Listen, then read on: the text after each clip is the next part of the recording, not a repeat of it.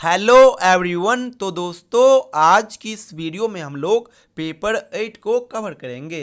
दोस्तों पेपर 8 के एग्जामिनेशन में टोटल 6 सेक्शन में सवाल पूछा जाता है और हर एक सेक्शन में अलग अलग प्रकार का सवाल पूछा जाता है और जनरली सिलेबस बेस्ड सवाल पूछा जाता है। यानी हर एक सेक्शन का खुद का अपना सिलेबस है और उसी सिलेबस के बेस्ड पे सवाल पेपर में पूछा जाता है। जैसे कि सेक्शन फर्स्ट हुआ तो सेक्शन फर्स्ट का जो भी सिलेबस रहेगा उसी सिलेबस के अकॉर्डिंग ही सेक्शन फर्स्ट में सवाल पूछा जाएगा।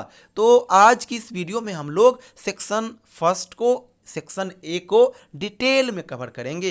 क्या क्या आपको पढ़ना है, कौन कौन से क्वेश्चन इस बार के लिए इंपॉर्टेंट है, हर एक चीज मैं आपके बीच डिस्कस करूंगा। दोस्तों सेक्शन फर्स्ट की बात करी जाए तो सेक्शन फर्स्ट से 15 मार्क्स का सवाल आपके पेपर में पूछा जाएगा। सेक्शन फर्स्ट यानी पहला नंबर ही सवाल आपका पूछा जाएगा और यहाँ पे 2 सवाल आएंगे और 2 में से आपको केवल और केवल एक का जवाब देना होगा और वो एक आपका 15 मार्क्स का रहेगा। और सेक्शन फर्स्ट में यानी पहला जो सवाल आएगा ये आपका लैंग्वेज से रहेगा, क्योंकि सेक्शन फर्स्ट में आपको केवल और केवल लैंग्वेज ही पढ़ना होगा। जब आप सेक्शन ए का सिलेबस देखोगे तो आप पाओगे कि वहाँ पे जितने भी टॉपिक दिए गए हैं हर एक टॉपिक लैंग्वेज से संबंधित है। जनरली आपको सेक्शन ए में लैंग्वेज को ही डिटेल में पढ़ना होगा और सवाल जो आएंगे वो लैंग्वेज से ही संबंधित होंगे। जैसे कि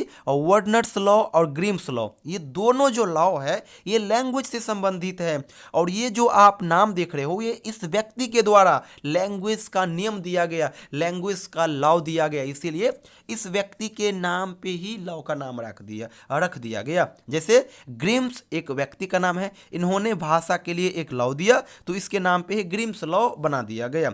वर्नर्स एक व्यक्ति का नाम है, इन्होंने भाषा के लिए लैंग्वेज के लिए लॉ दिया, इसीलिए इसके नाम के ऊपर ही लॉ का नाम रख दिया गया है वर्नर्स लॉ।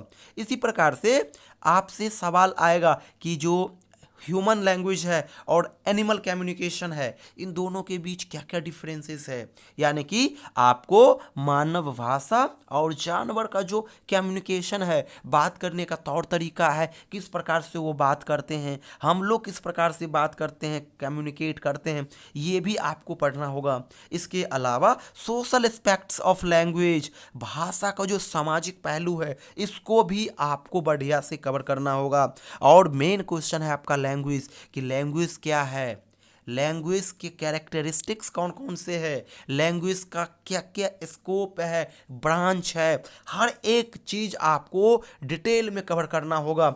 साधारण भाषा में समझो, आप लैंग्वेज को बढ़िया से कवर कर लीजिए, निश्चिंत हो जाइए। ग्रुप ए यानी पहला क्वेश्चन आपका नहीं छूटेगा।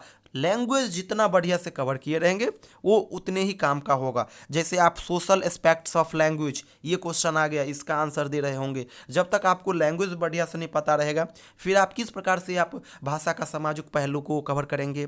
जब तक आपको लैंग्वेज नहीं पता रहेगा ह्यूमन लैंग्वेज को कैसे आप डिस्कस करेंगे, एनिमल कम्युनिकेशन को कैसे डिस्कस करेंगे, लैंग्वेज का कैरेक्टरिस्टिक्स कैसे लिखेंगे। तो इसीलिए लैंग्वेज को बढ़िया से कवर कर लीजिएगा। हर एक सवाल लैंग्वेज से संबंधित ही होगा। आपके पेपर में 2 सवाल आएगा, हो सकता है एक वर्नर्स लॉ आ जाए और एक आ जाए कि लैंग्वेज क्या और इसका कैरेक्टरिस्टिक्स क्या है, इसको डिस्कस कीजिए। और आपको इन 2 में से केवल एक का ही जवाब देना होगा। सवाल 2 आएगा, आपको केवल एक का जवाब देना होगा और वो एक 15 मार्क्स का होगा। और सवाल है 15 मार्क्स का तो ज़्यादा लिखना भी नहीं है, 3 से 4 पेज लिखिए, सुंदर हैंड राइटिंग में लिखिए, बढ़िया कंटेंट डिलीवर कीजिए, अच्छा मार्क्स आपको ऑटोमेटिकली आएंगे। कोई इसमें दो मत वाली बात नहीं है। और ये जितने क्वेश्चन देख रहे हो ये सभी 2024 के फाइनल एग्जामिनेशन के लिए मोस्ट इंपॉर्टेंट है। मोस्ट इंपॉर्टेंट क्या कहोगे, ये जो 4 क्वेश्चन मैं दिया हूँ इस 4 को कर लीजिएगा। 100% सवाल यहाँ से आएगा ही आएगा। जैसे आप देख लीजिए वर्नर्स लॉ और ग्रिम्स लॉ, इन दोनों लॉ से सवाल रिपीट करते हैं। एक बार ग्रिम्स लॉ आया तो फिर दूसरी बार वर्नर्स लॉ, फिर तीसरी बार ग्रिम्स लॉ, फिर चौथी बार वर्नर्स लॉ। तो इसीलिए इन दोनों लॉ को बढ़िया से कर लीजिएगा।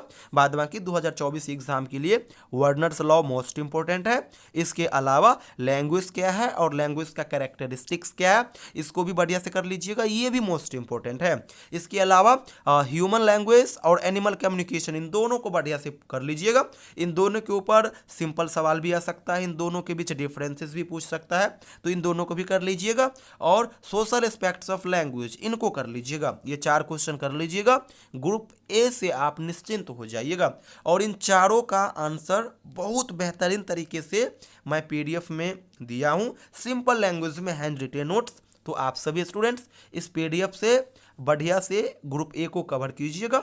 वैसे हमारे पास तो हर एक पेपर का ग्रुप वाइज कंटेंट है। जिन स्टूडेंट्स को लेना हो, ये मेरा व्हाट्सअप नंबर है 7048928746। इस नंबर पे आप मुझे व्हाट्सअप मैसेज कीजिएगा। अपना सेशन 21 से 24 और मिथिला यूनिवर्सिटी का नाम जरूर मेंशन कर दीजिएगा, क्योंकि हम लोग केवल और केवल अभी फिलहाल मिथिला यूनिवर्सिटी को ही कवर कराते हैं 21 से 24 सेशन के लिए। Thank you so much everyone.